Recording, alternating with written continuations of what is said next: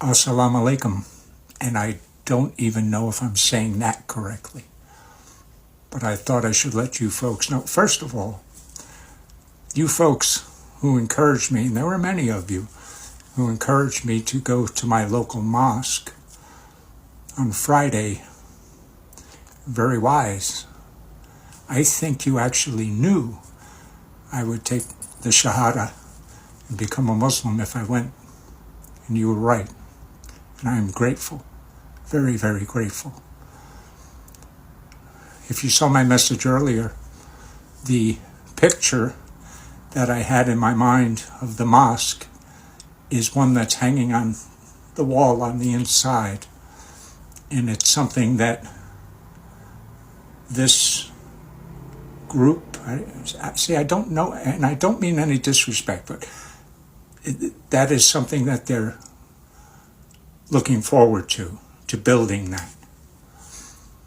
But I sat outside because I didn't want to go in, and I waited till someone showed up, and it was a young fellow, and he greeted me, Assalamu alaikum, and I said, hi, I'm brand new, and he, explained a little bit, and he said, well, let me go in and see if I could get the imam.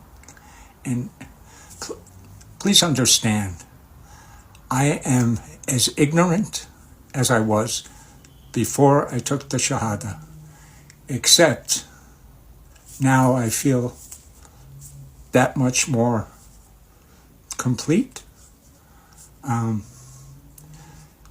We sat, this young fellow and this older fellow, and not older, actually he was younger than me, but my age, and we sat and we talked, and they tried their best to teach me some terms, and I tried. I really tried.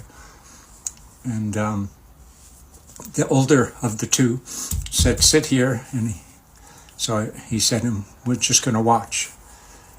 And he said, well, I'm just going to watch. And then a fellow got up there and started speaking, and most of it was in Arabic. I had no idea really what he was saying.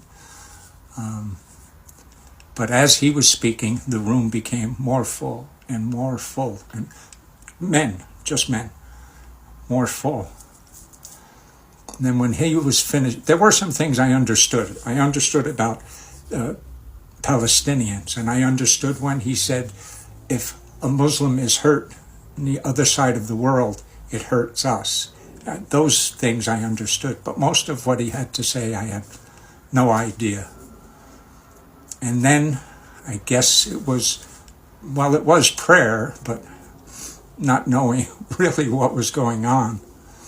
So all of the men are in the room, and they're prostrating according to, as a group, according to the direction, or forgive me again, I don't know what I'm talking about.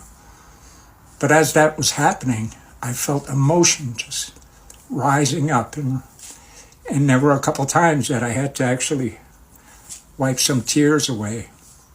It was very emotional for me, again, not knowing what was going on. And when it was through, the older gentleman introduced me to the fellow who was doing the speaking. And he said, he welcomed me. They all welcomed me. It was very warm, and it was wonderful. But the guy who was speaking in the beginning, he shook my hand, and the older fellow of the two from the very beginning said he hasn't taken his Shahada yet.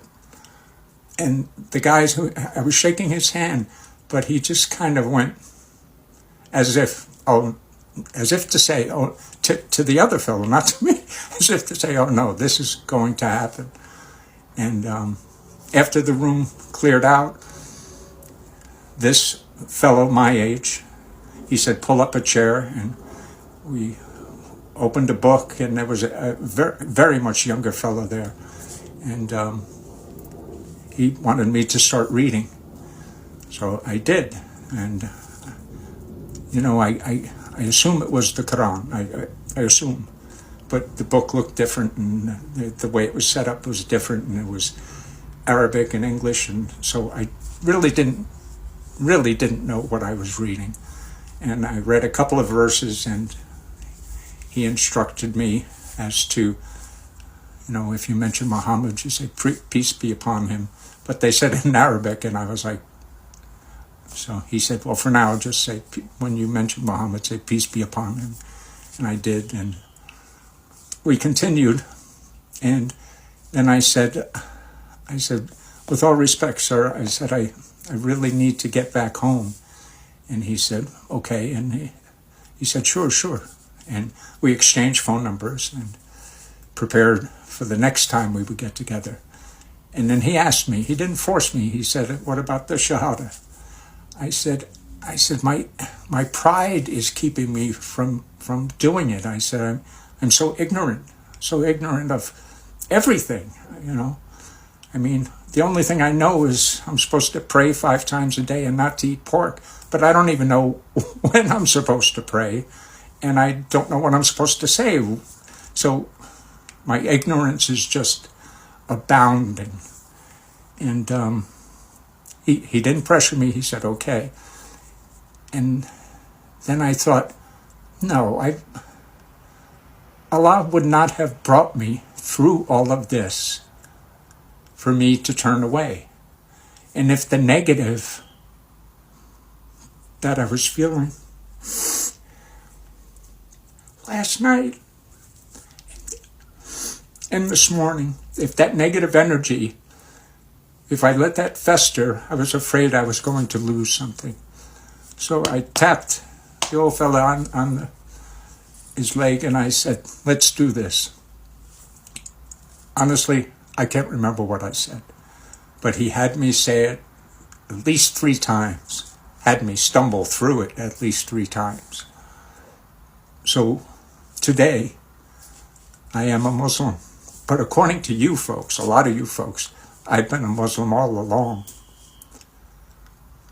So thank you.